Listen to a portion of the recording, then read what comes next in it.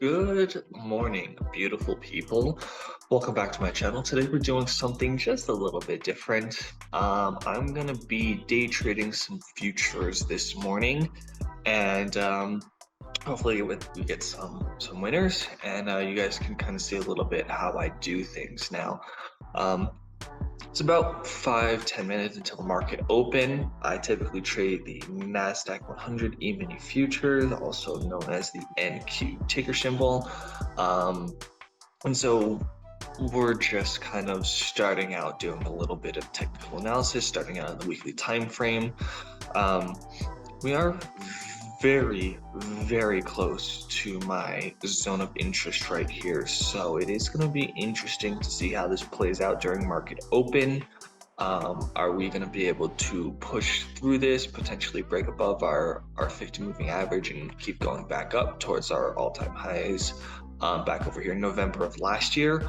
Or are we going to reject off of it and just kind of bleed red all morning? We shall see, but it's kind of nice to know what you're getting into before market opens. So one thing to note, and I do kind of like this pattern, this purple line right here, this is the 20 moving average. You'll see it comes down. We have our 20 through our 50 death cross right here. But it actually supported this week almost perfectly. Our wick came down. The low was 12,814. And the 20 moving average is currently 12,797. So very, very, very close. I do like that. That is slightly bullish to me. Um, let's go over to the actual. I'm using TradeStation. I'm not a huge fan of TradeStation. That's just what I'm using right now. This is also a simulated account, so that's why there's $2 million in here. Don't bother trying to steal anything because it's not real money. So okay, and now we wait.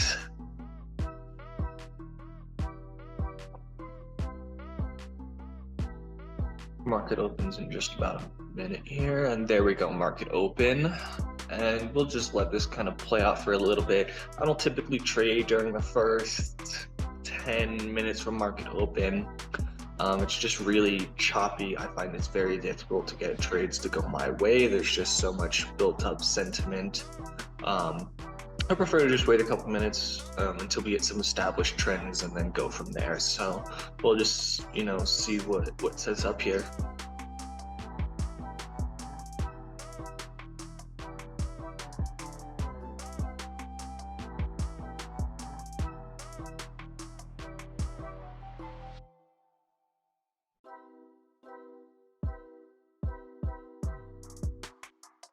Okay, so I might be getting ready for a breakout here. I'm just gonna go ahead and set my order. I'm setting it at 13,325. That's just above this previous high over here, which is 13,323.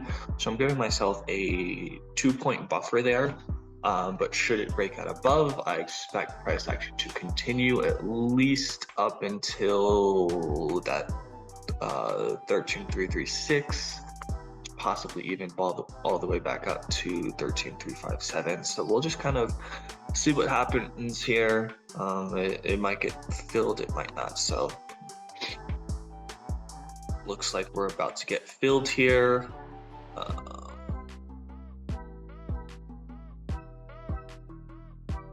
I am using a 5-point stop, so as soon as I get filled, I'm going to go ahead and put in my stop at 13,320.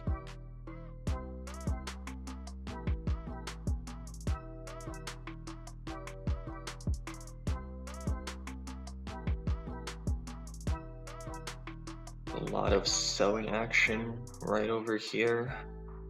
That's why I put it just slightly above so that I don't get stuck in all of this back and forth. It looks like we want to break through. There's just a lot of selling pressure right around that 13,320 number. So there we go. We got filled. Go ahead and put in my stop here. And we'll just see how this goes.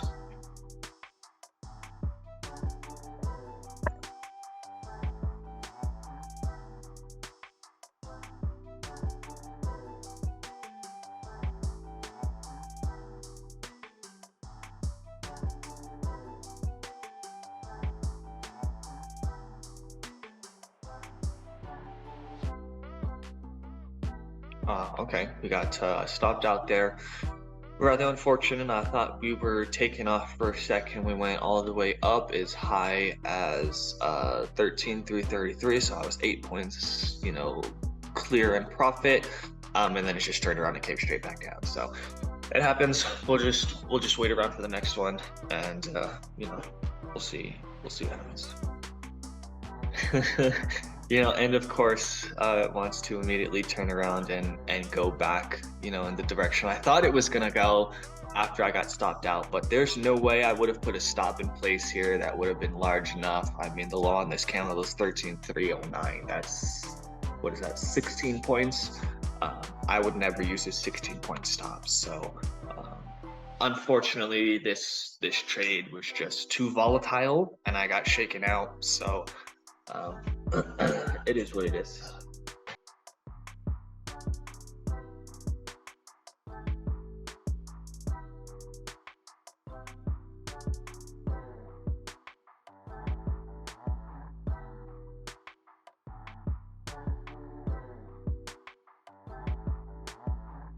Okay, so I'm setting up another sell order here.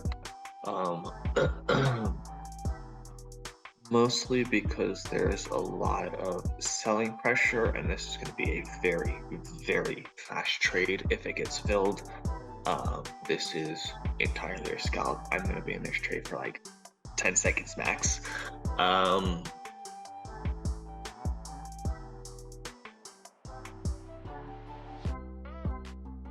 We are holding our moving averages very well. No, I changed my mind. This is an emotional trade because I'm mad that I lost the first one. It's not a good setup, so you shouldn't do that. Don't force trades just because you're trying to get back to break even. That's a fantastic way to continue to lose money, and just be aware of that sometimes, because like that, I mean, you can convince yourself that anything looks like a good setup, but then you just have to ask yourself, is this actually a good setup, or am I just trying to force a trade because I want to trade? Jesse Livermore, who's one of the greatest traders of all time, is known for saying, it's not my trading that made me a fortune, it's my sitting. So sometimes I have quite literally sat on my hands before to stop myself from doing anything. If you need to do that, by all means do that, because you should be waiting for A+ setups every single time. If it's not an A+ setup, if you're not, very certain that this is going to work out well. I mean, even if we come back to this trade right here, I was right. I just got stopped out too early, which happens. The market will shake you out sometimes, so you can't be super mad about that. It was a good setup. I took it at the right time. I just didn't put in a 16-point stop because I would never do that. I'm trading much smaller amounts. Typically I'll use a 5-point stop and then a 10-point take profit, so my risk reward is 2-to-1. I am thinking of increasing that to a 10-point stop and a 20-point take profit.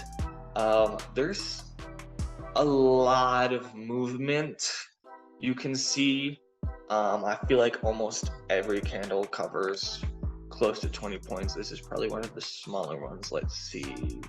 High is 13,329.